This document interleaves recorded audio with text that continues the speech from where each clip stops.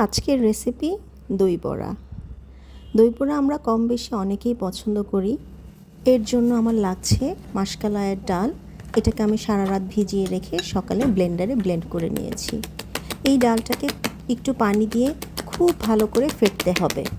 পানির পরিমাণ 2-3 table চামচই enough, বেশি পানি দেওয়া যাবে না, কিন্তু ফেটতে ফেটতে জিনিসটাকে হালকা করে নিতে হবে।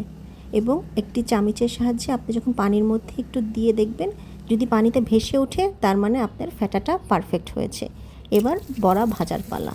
আমি একটু ডুবো তেলের মধ্যে জিনিসটি ভাজতে হবে, যাতে খুব সুন্দর করে ভিতর পর্যন্ত ভাজা হয়। একটু ধৈর্য নিয়ে আস্তে আস্তে বড়াগুলোকে ভেজে তুলতে হবে।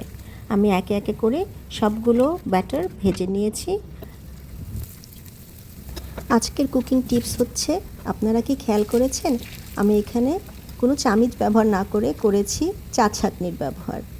কারণ আমি খুব ছোট্ট একটি কড়াই নিয়েছি ডুবো তেলে ভাজার জন্য, কারণ বড় কড়াই নিলে অনেক তেল লাগতো। ছোট্ট কড়াইতে খুব সহজেই চা ছাঁকনির মাধ্যমে এক একটা বড়া একেবারে তেল ঝরিয়ে তুলে ফেলা যাচ্ছে এবং কোনো তেলেরও অপচয় হচ্ছে না। কেমন লাগলো আমার শর্টকাট আইডিয়াটা? মজা না? এরপর আমি একটি পাত্রে খাবারের পানি নিয়েছি এবং এর মধ্যে দিয়েছি 1 চামচ পরিমাণ লবণ। লবণ পানির মধ্যে আমার ভেজে রাখা বড়াগুলোকে ভিজাতে হবে, ভিতর পর্যন্ত যাতে পানিটি সোক করে নেয়। এভাবে ডুবো ডুবো করে ভিজিয়ে নিতে হবে। 5 থেকে 10 মিনিট ভিজিয়ে রাখার পরে আমি আস্তে করে আলতো হাতে চিপে চিপে পানি থেকে বড়াগুলো তুলে সার্ভিং ডিশে সার্ভ করেছি। এই স্টেপটি অবশ্যই করতে হবে। এর দুটি বেনিফিট হচ্ছে, প্রথমত দই বড়াগুলো খুব ভালোভাবে দই টানবে এবং দ্বিতীয়ত দই বড়ার ভিতরে যে এক্সেস অয়েলগুলো আছে সেগুলো এই পানির মধ্যে সব বেরিয়ে যাবে। এবার দই বড়ার দইয়ের মিক্সচারটা বানানোর পালা।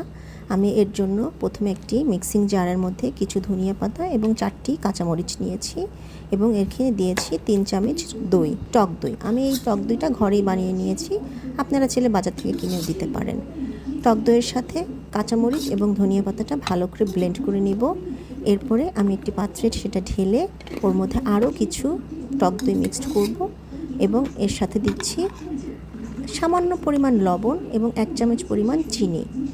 এরপর দিয়েছি জিরে গুঁড়ো এবং দিয়েছি কিছু লাল মরিচের গুঁড়ো দিয়ে জিনিসটিকে খুব সুন্দর করে ফেটে নিতে হবে।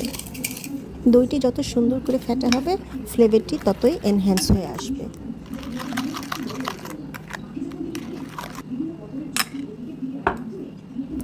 এরপর আমি দই বড়ার উপরে দইগুলো আস্তে আস্তে চামচের সাহায্যে ঢেলে দিলাম। এমনভাবে দইটি দিতে হবে যাতে প্রতিটি বড়া আমার দইয়ের মধ্যে একেবারে ডুবে যায়, কারণ এই বড়াগুলো প্রচণ্ড পরিমাণে দই চুষে নেবে। এরপরে উপরে ডেকোরেশনের জন্য আমি দিয়েছি সামান্য একটু জিরে গুঁড়ো এবং লাল মরিচের গুঁড়ো ছিটে, আর দিয়েছি ধনিয়া পাতা।